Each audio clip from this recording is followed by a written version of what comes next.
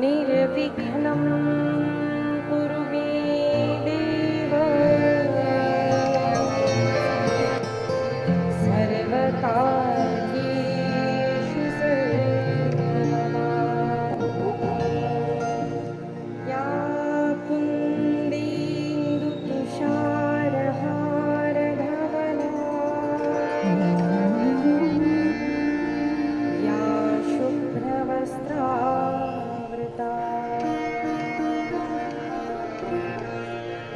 या वीणावरदण्डमण्डितकरा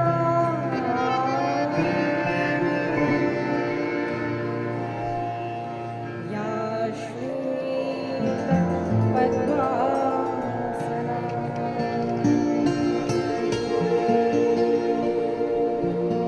या ब्रह्माच्युत शङ्करप्रभृतिभिः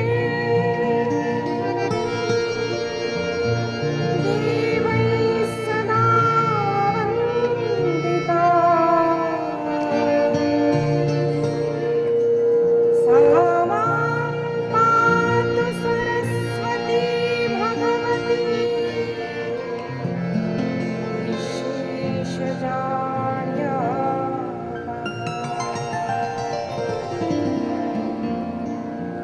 भवानी शङ्करो वन्दे श्रद्धा विश्वासरूपिणो याभ्यां विना न पश्यन्ति सिद्धा स्वाङ्गस्तमेश्वरम् वंशी विभूषितकरा नवनीरदाभा पीताम्बरा करुणबिम्बफलाधृष्टा पूर्णेन्दुसुन्दरमुखा अरविन्दनेत्रा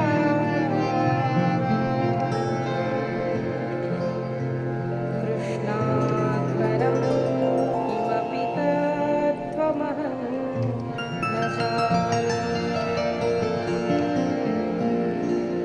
नमोऽस्तु ते व्यासविशालबुद्धे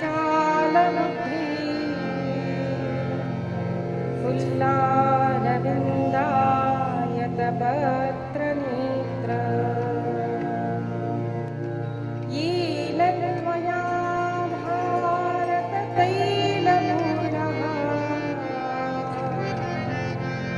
प्रज्वालितो ज्ञानमयप्रदीपः यं प्रव्रजन्तमनुपीतमपीतकृत्यम् द्वैपायनो विरहकातराजुहाव पुत्रेति तन्मयतया तरवोऽभिनेदुः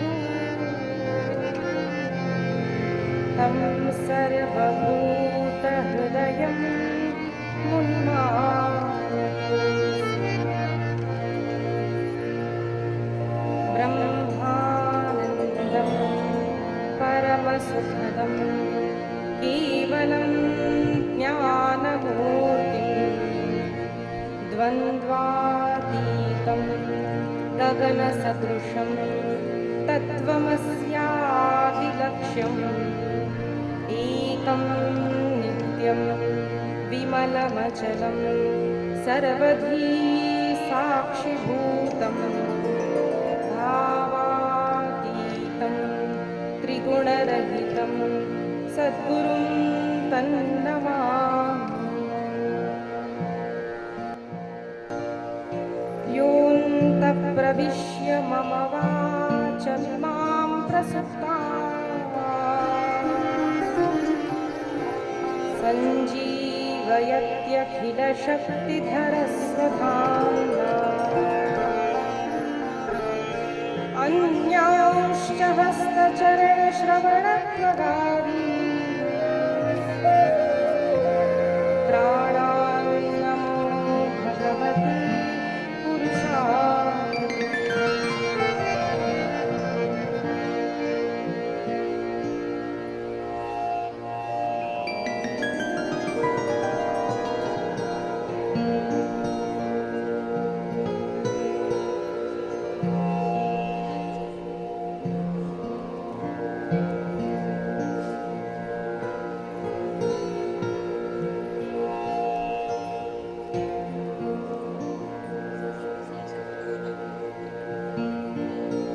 मातृदेवो भव पितृदेवो भव आचार्यदेवो भव अतिथिदेवो भव परस्परदेवो भव।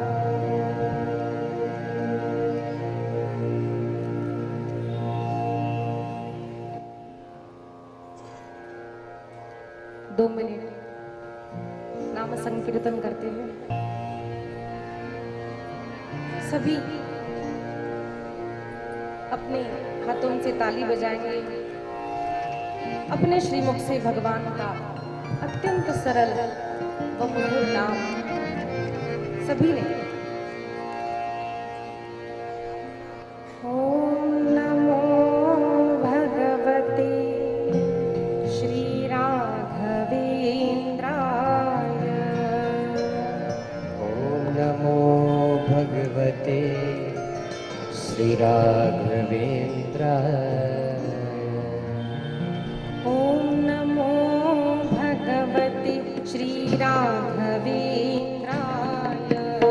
ओम नमो भगवते श्री राघवेंद्राय। ओम नमो भगवते श्री राघवेंद्राय। ओम नमो भगवते श्री राघवेंद्राय। राघवेंद्राय श्री राघवेंद्राय। राघवेंद्राय श्री राघवेंद्राय। राघवेंद्राय श्री राघवेंद्राय। राघवेंद्राय श्री राघवेंद्राय। ओम नमो भगवते श्री राघवेंद्राय। ओम नमो भगवते श्री राघवेंद्राय।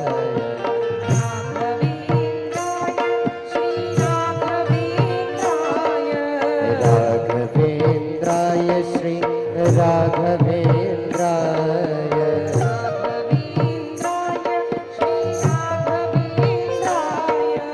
राघवेंद्राय श्री राघवेंद्राय। ओम नमो भगवते श्री राघवेंद्राय। ओम नमो भगवते श्री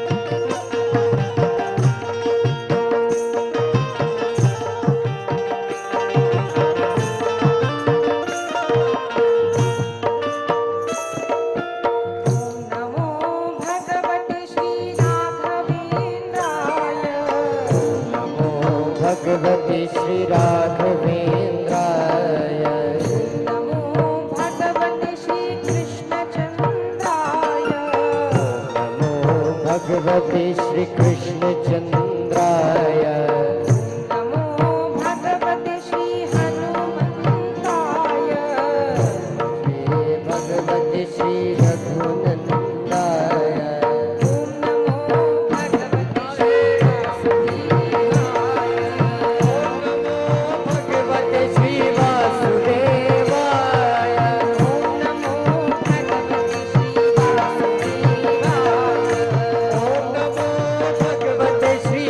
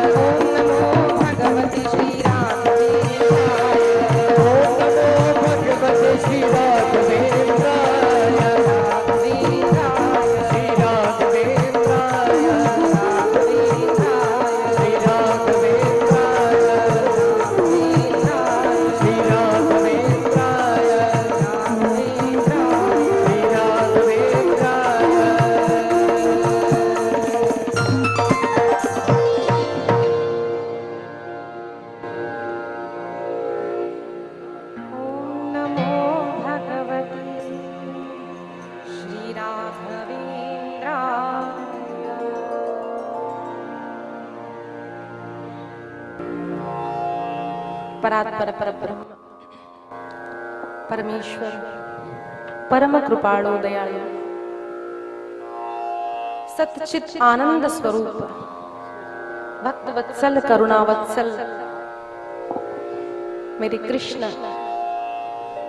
इनकी कृपा से आज भाग्यनगर में हम सबको श्रीमद् भागवत की कथा सुंदर ऐसा योग प्राप्त हुआ है।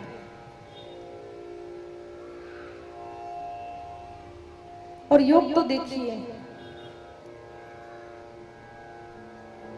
ग्रंथ नवेहा श्री कृष्ण, अरे ये ग्रंथ नहीं, ये तो साक्षात श्री कृष्ण है। ऐसा जिस ग्रंथ को कहा गया है उस भगवान श्री कृष्ण के परम भक्त श्री राघवेंद्र स्वामी जी के मठ में ही इस कथा का आयोजन होना, यह कोई साधारण बात नहीं है। मुझे तो ऐसा लगता है कि श्री राघवेंद्र स्वामी जी को इस दासी से यह सेवा लेनी थी। बस यही कारण है कि आज इस मठ में मुझे उनकी सेवा करने का यह सुंदर योग प्राप्त हुआ है। संत वर्णन करते हैं कि अरे इस संसार में मानव को सब कुछ प्राप्त हो सकता है, धन मिल सकता है, संपत्ति मिल सकती है, ऐश्वर्य मिल सकता है, पदवी मिल सकती है, लेकिन सत्संग ये सबको नहीं मिल सकता। आज यह सुंदर योग श्री नागौराव काका कुलकर्णी इनके संपूर्ण परिवार की अथाह मेहनत से यह सुंदर योग आज हम सब देख रहे हैं। मार्च महीने में ऋषिकेश में कथा हुई थी गंगा किनारे श्रीमद् भागवत कथा की। तब गंगा मैया की प्रेरणा से मेरे मन में कथा करने की इच्छा हुई, ऐसा काका ने कहा। सत्य बात बताती हूँ, धन है तो कथा कर सकते हैं ऐसा नहीं है। कितने ही धनवान लोग कथा करते नहीं, कर सकते नहीं। मैं तो हमेशा कहती हूँ कथा यानी 7 दिन का विवाह है। इतनी तैयारी होती है, पहले बाद में। अब मनुष्य डर जाता है, चलो पैसा नहीं है पैसा ले लेंगे, या पैसा है तो शक्ति कहां से आएगी। लोक बल भी लगता है, मित्र बल लगता है, काम करने वाले लगते हैं। तो काका जी ने कहा मैं थोड़ा सा डर गया कि कैसे होगा। सोचिए 70 आयु से आगे है काका और इतना बड़ा संकल्प ले लिया, तो कहां थोड़ा डर गया मैं। तो उन्होंने कहा दीदी रात में मुझे निद्रा में नर्मदा मैया दिखी और मैया ने कहा अरे तू चिंता क्यों करता है। डूब रहे थे और गंगा मैया ने तारा। ऐसा जब उनको स्वप्न आया तो ध्यान में आया गंगा जी और नर्मदा जी अलग नहीं है। ध्यान आया कि गंगा मैया मुझे शक्ति प्रदान करेगी। और फिर उन्होंने अपना संकल्प दृढ़ कर लिया कि दीदी बस कथा करनी है। और अनेक दिनों की रात दिन की मेहनत संपूर्ण परिवार ने जब की है, तब यह सुंदर श्रीमद् भागवत सप्ताह का प्रथम दिन आज हम सब देख रहे हैं। संत कहते हैं केवल इच्छा मात्र से सत्संग प्राप्त नहीं होता, उसके लिए यत्न करना पड़ता है और भगवत कृपा भी होनी आवश्यक है। और इस परिवार पर केवल इच्छा ही नहीं, अनेक प्रयत्न संपूर्ण परिवार ने, इनकी बेटी ने, इनके दामाद ने, सभी बहुओं ने इतनी मेहनत की। क्यों कर पाए? क्योंकि भगवान की कृपा इन पर है और यत्न इच्छा और भगवान की कृपा एकत्रित हुई और श्रीमद् भागवत जन्मांतरे भवेत् पुण्यम तदा भागवतम लभेत। अनेक जन्मों का पुण्य जब एकत्रित हो जाता है तब एक व्यक्ति को, एक परिवार को श्रीमद् भागवत की कथा श्रवण अथवा आयोजन करने का पुण्य प्राप्त होता है। संत श्री गोस्वामी तुलसीदास जी महाराज कहते हैं बिनु सत्संग विवेक न होई, राम कृपा सोई। बिनु सत्संग विवेक न होई। सुलभ न सोही। बिनु सत्संग विवेक न होई। राम कृपा बिनु सुलभ न सोई। संग विवेक न होई। राम कृपा बिनु सुलभ न सोही। मंगल भवन मंगलहारी। द्रवहु सुदशरथ अजिर बिहारी। मंगल भवन मंगलहारी। द्रवहु सुदशरथ अजिर बिहारी। मंगल भवन मंगलहारी। द्रवहु सुदशरथ अजिर बिहारी। बिनु सत्संग विवेक न होई। राम बिना बिनु सुलभ न सोही।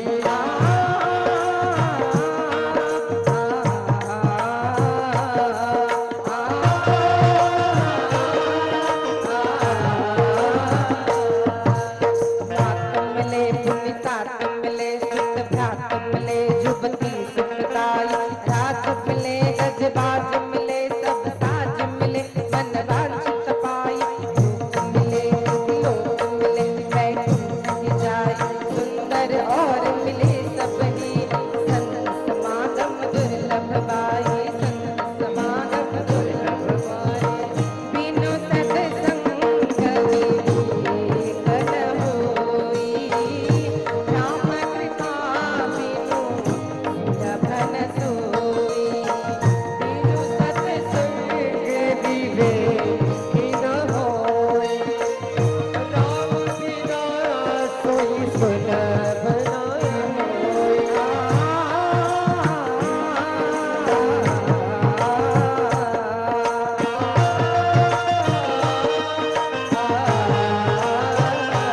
सिया राम जय सिया राम। जय जय सिया राम। जय सिया राम जय सिया राम। जय सिया राम जय जय सिया राम। जय सिया राम जय सिया राम। जय सिया राम जय जय सिया राम। जय सिया राम जय सिया राम। जय सिया राम जय जय सिया राम। मंगल भवन मंगलहारी। द्रवहु सुदशरथ अजिर बिहारी। मंगल भवन मंगलहारी। प्रभु सुदशरथ अजिर बिहारी। बिनु सत्संग विवेक न होई। राम कृपा बिनु सुलभ न सोई। बिनु सत्संग विवेक न होई। राम बिना बिनु सुलभ न सोही। राम कृपा बिनु सुलभ न सोई। राम कृपा बिनु सुलभ न सोही। संत वर्णन करते हैं कि भगवान की कृपा बिना सत्संग प्राप्त नहीं होता और सत्संग से ही विवेक की प्राप्ति होती है। अनेक संतों ने यही कहा है। इसलिए मानव मात्र का प्रयत्न यह होना चाहिए कि हम सत्संग कैसे करें। हर एक शास्त्रों को आप देखिए। जब भगवान श्री कृष्ण ने अर्जुन को उपदेश देना आरंभ किया श्रीमद् भगवत गीता में, तो पहले क्या उपदेश दिया है? पहले क्या कहा? नैनं छिन्दन्ति शस्त्राणि नैनं दहति पावकः न चैनं क्लेदयन्त्यापो न शोषयति मारुतः। अरे अर्जुन, तो युद्ध से घबरा रहा है। यह देह मरता नहीं है, न शस्त्र अस्त्र से मार सकते हैं, न वायु इसे सुखा सकती है। अरे तू आत्मस्वरूप है अर्जुन, यह देह तो बदलता रहता है। वासांव से जीर्णानि यथा व्याय। प्रथम भगवान ने उपदेश यह दिया है कि यह शरीर नश्वर है, आत्मा तो अमर है। आत्म स्वरूप का वर्णन किया, देह की महिमा का वर्णन किया। अब हर एक संतों को देखिए, प्रथमतः यही कहते हैं कि आत्मचिंतन करो। मैं कौन हूं? मैं शरीर नहीं हूं, मैं तो आत्म स्वरूप हूं। शरीर कदाचित मानव का हो तो अनेक पाप होने पर पशु जन्म भी प्राप्त हो सकता है, और इसी शरीर से जब अथाह पुण्य होता है तब देवता के रूप में भी देव योनि भी हमें प्राप्त हो सकती है। संत वर्णन करते हैं, शास्त्र वर्णन करते हैं कि मानव मात्र ही एक ऐसा जीव है जिसको प्रकट करने के बाद ब्रह्मा जी को आनंद हुआ। 84 लाख योनियां हैं, जलचर, स्थलचर, नभचर, अनेक प्रकार के विविध प्राणी हैं इस संसार में, लेकिन एकमात्र मानव ऐसा है जिसको बुद्धि है। आप कहेंगे अरे पशुओं में भी बुद्धि होती है। पशु भी जानते हैं अगर ऊपर खाना लगा है वृक्ष में तो कैसे चढ़ा जाए। कोई मेरी हिंसा कर रहा है तो उस दूसरे पशु से कैसे अपने प्राणों के रक्षण किया जाए। लेकिन संतों ने इसको बुद्धि नहीं कहा। संतों ने कहा हम सारे प्राणियों से भिन्न हैं। क्यों? आहार निद्रा भयमैथुनञ्च धर्मो हितेषां। भगवान कहते हैं आहार निद्रा भय मैथुन ये तो मानव का और अन्य प्राणियों का एक ही है, एक समान है। वे भी खाते हैं, हम भी खाते हैं। कदाचित हमारा विवाह होता है तो उनमें विवाह पद्धति हमारे जैसी ना हो, लेकिन पशुओं में भी पति पत्नी होते हैं, उनके भी बच्चे होते हैं। सुबह उठे तो दिन में क्या खाना चाहिए इसका चिंतन प्राणी भी करते हैं, और मृत्यु उनकी भी होती है। तो हम अन्य पशुओं से, प्राणियों से भिन्न है कैसे? धर्मो हि तेषां अधिको विशेषो धर्मे नहीना पशुभिः समाना। हमको और अन्य प्राणियों में एक ही बदल है कि मानव बुद्धि का उपयोग धर्म अधर्म के विचार में कर सकता है। धर्म क्या है, अधर्म क्या है, क्या बोलना चाहिए, क्या करना चाहिए, क्या नहीं करना चाहिए, कौन से कार्य करने से मुझे इस संसार से, जन्म मृत्यु के चक्कर से मुझे मुक्ति मिलेगी, यह विचार केवल मानव जन्म में ही प्राप्त हो सकता है, मानव ही कर सकता है। इसीलिए धर्मे नहीं ना पशुभिः समाना। हमको यह जानना चाहिए, अगर हमारे जीवन में भी देखिए, अपने आप को, अपने जीवन को देखिए, अगर मेरे जीवन में भी धर्म का विचार नहीं है, मैं भी केवल जन्म मृत्यु जरा व्याधि, मैं भी केवल खाना पीना सोना विवाह करना बच्चे पैदा करना, 100 के 10 करोड़ कैसे करूं, अगर इसी विचार में मेरा जीवन जा रहा है तो सावधान हो जाइए। समझ लीजिए कि अरे मैं तो पशुवत ही आचरण कर रहा हूं। सत्संग मानव जीवन को बदल देता है। हर संत पहले अपने शरीर का वर्णन करते हैं, देह की नश्वरता बताते हैं, भगवान की सत्ता को बताते हैं, और यह कहते हैं हे मानव सावधान हो जा, तुझे यह जो शरीर प्राप्त हुआ है मानव देह, यह भगवान की प्राप्ति के लिए है, यह सत्संग करने के लिए है, यह धर्म आचरण करने के लिए है, यह भगवत प्राप्ति करने के लिए है। जरा मुझे बताइए, क्या किसी ने देखा है कि एक बिल्ली ने सोचा अरे अरे मैं तो कितने दिनों से चूहों को मार रही हूं, अब तो मुझे हिंसा नहीं करनी चाहिए। और बेचारी बिल्ली रोने लगी। किसी ने देखा है ऐसा? नहीं देखा है। जन्म हुआ मृत्यु होने तक वह हिंसा करती ही रहती है। उसमें ये भाव नहीं, अरे मैं तो हिंसा कर रही हूं। और उनको पाप भी नहीं लगता, क्योंकि उनमें बुद्धि नहीं है, ये समझ नहीं है कि हिंसा नहीं करनी चाहिए। अहिंसा परमो धर्मः, ये समझने की बुद्धि मानवों में है। हम अन्य पशु प्राणियों को रोते हुए तो देखते हैं, लेकिन क्या कभी किसी ने देखा है कि 4 कुत्ते एकत्रित बैठे हैं कि भाई 4 बज गए, चलो चाय पीते पीते जरा गपशप करते हैं और हंसी मजाक करते हैं? देखा है? नहीं, आपने देखा हो तो पता नहीं, मैंने तो नहीं देखा। नहीं देखा। केवल भारत में ही नहीं, संपूर्ण पृथ्वी में यही दशा है। पशु का जीवन अलग और मानव का जीवन अलग होता है। लेकिन विचार करने योग्य यह है कि क्या मैं मानव की तरह जी रहा हूं अथवा मैं पशु की तरह जी रहा हूं। संत कहते हैं, शास्त्रों को श्रवण करने के बाद चिंतन करना चाहिए। चिंतन कीजिए कि मैं कैसे जी रहा हूं। अनेक शास्त्रों में यही वर्णन किया कहा है, सतत मानव मात्र का प्रयत्न होना चाहिए कि सत्संग करो और सत्संग करो। और संपूर्ण शास्त्रों का जो सार है, वेदों का जो सार है, वह श्रीमद् भागवत। इससे उत्तम सत्संग कोई और नहीं है। भगवान व्यास ने 18 पुराणों की रचना की। उपनिषद, 18 उपनिषद, उप उपनिषद, महाभारत।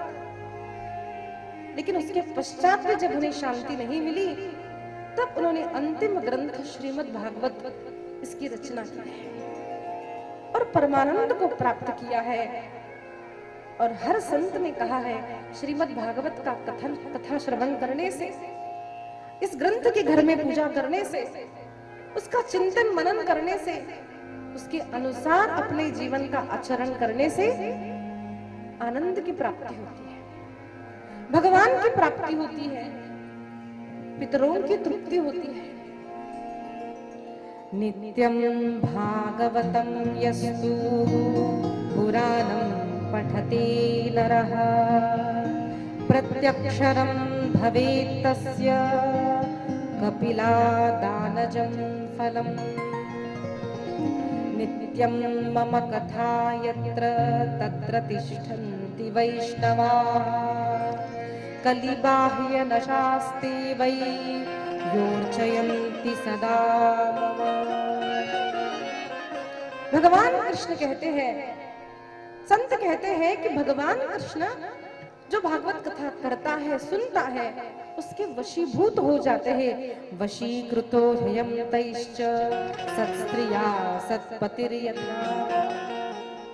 भगवान कहते हैं, अरे पतिव्रता नारी जिस प्रकार से अपने पति की अधीन रहती है, मैं भी उस भक्त के अधीन हो जाता हूँ जो अखंड भागवत का चिंतन श्रवण स्मरण करता है। श्रीमद् भागवत का महात्म्य कुछ क्षणों में, कुछ दिनों में नहीं किया जा सकता है। शास्त्रकार वर्णन करते हैं, श्रोतव्यम मम शास्त्रम ही, श्रोतव्यम सुनने से, मम शास्त्रम ही ये मेरा शास्त्र, यशो धर्म जयार्थिना यश की प्राप्ति होती है। अपने अपने क्षेत्र में जो भी हम कार्य करते हैं उसमें जय विजय की प्राप्ति होती है। पाप क्षयार्थम, अगर जानबूझकर या बिना जाने पाप हो गए हो, उन पापों का नाश होता है। लोकेश मोक्षार्थम, मोक्ष की भी प्राप्ति होती है। और इतना ही नहीं, धर्म बुद्धिना, धर्म क्या है अधर्म क्या है इसका ज्ञान होता है और धर्म करने की इच्छा प्रकट होती है। वर्णन किया है काकबंध्या, जिसे संतति प्राप्त होती नहीं, जो विधवा है, जो व्यक्ति दरिद्री है, जो व्यक्ति दुखी है, इन सभी का दुख दारिद्र नाश करते हैं। संतति की प्राप्ति श्रीमद् भागवत के श्रवण से प्राप्त होती है। दरिद्रश्च क्षयी रोगी निर्भाग्य पाप कर्मवान अनपत्यो मोक्षकामः शृणुयाच्च कथामिमा। अनेक श्लोकों में श्रीमद् भागवत कथा का महात्म्य वर्णन किया है। कथा महात्म्य प्रथम वर्णन करते हैं, उसके पश्चात भागवत की कथा आती है। क्या है ये भागवत? एक बात बताइए, यहाँ पर उपस्थित कितने लोगों ने श्रीमद् भागवत की कथा इससे पूर्व श्रवण की है? हाथ उठाइए।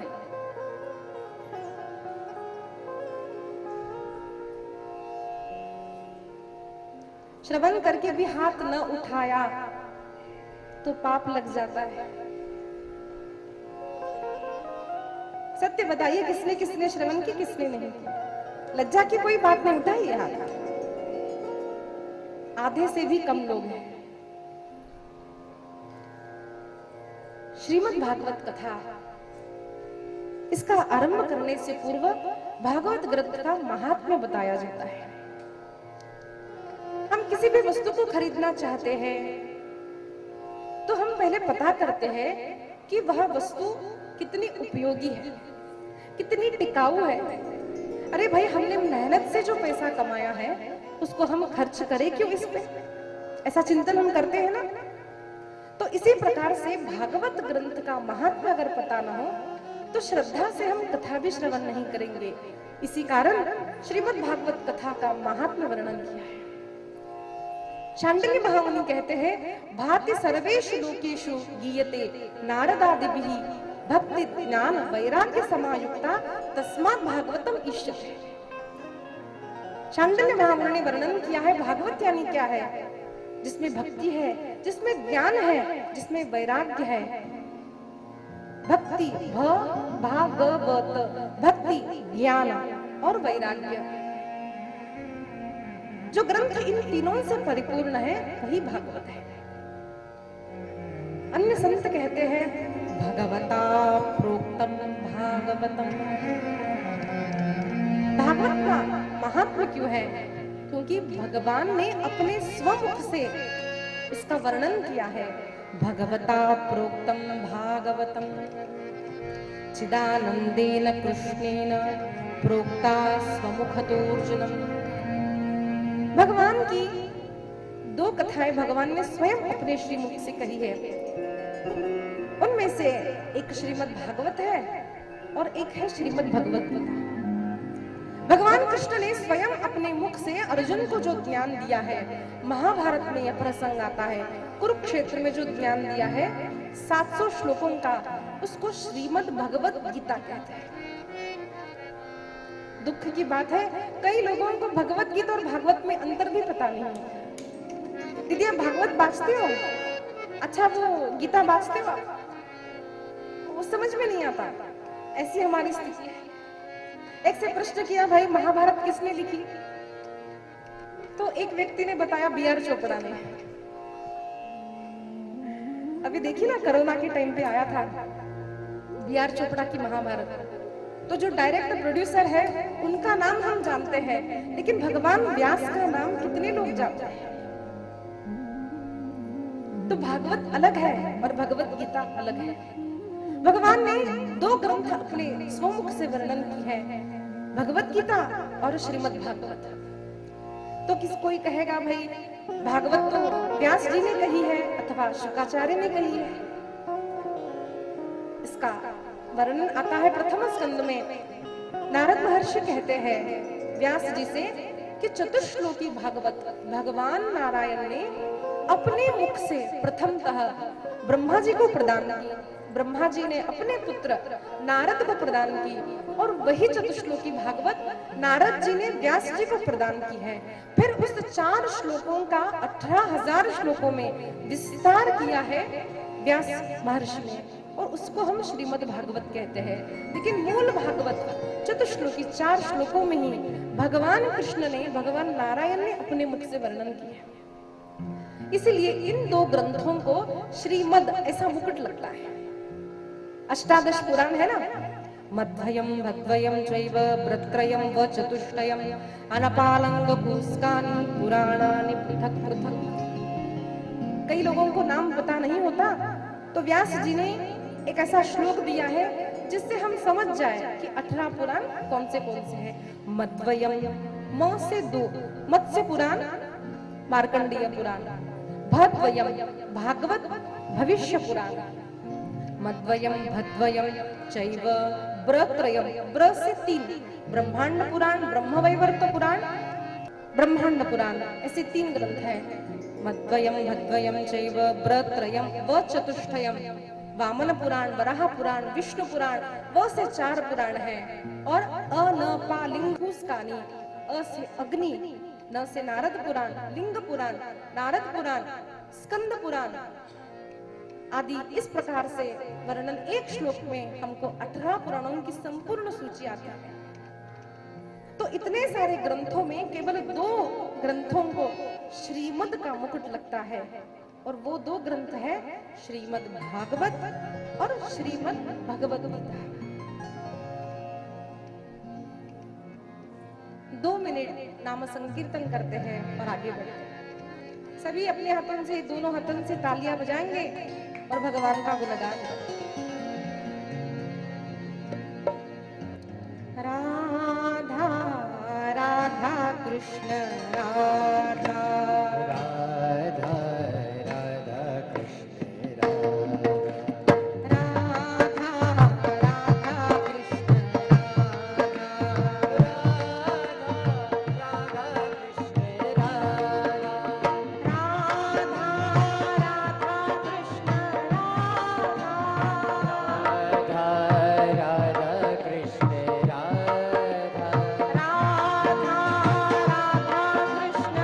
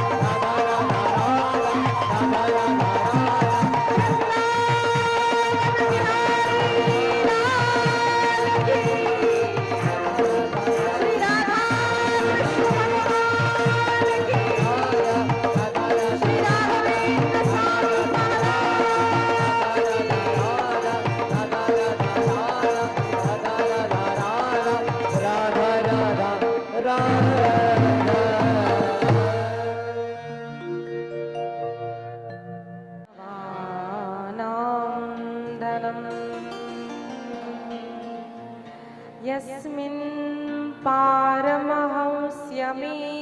ममलं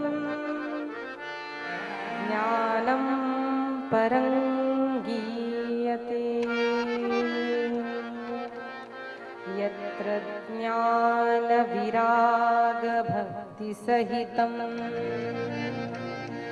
नैष्कर्म्यमाविष्कृतम् तच्छृण्वन् प्रपठन् विचारणपरो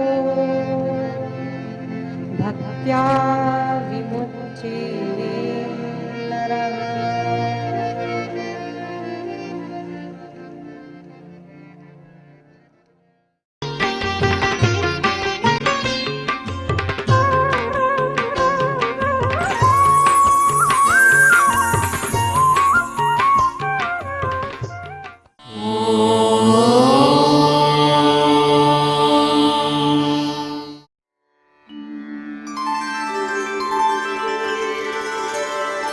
विना व्यङ्कटेशं ननाथो ननाथः सदा व्यङ्कटेशं स्मरामि स्मरामि हरे व्यङ्कटेश प्रसीद प्रसीद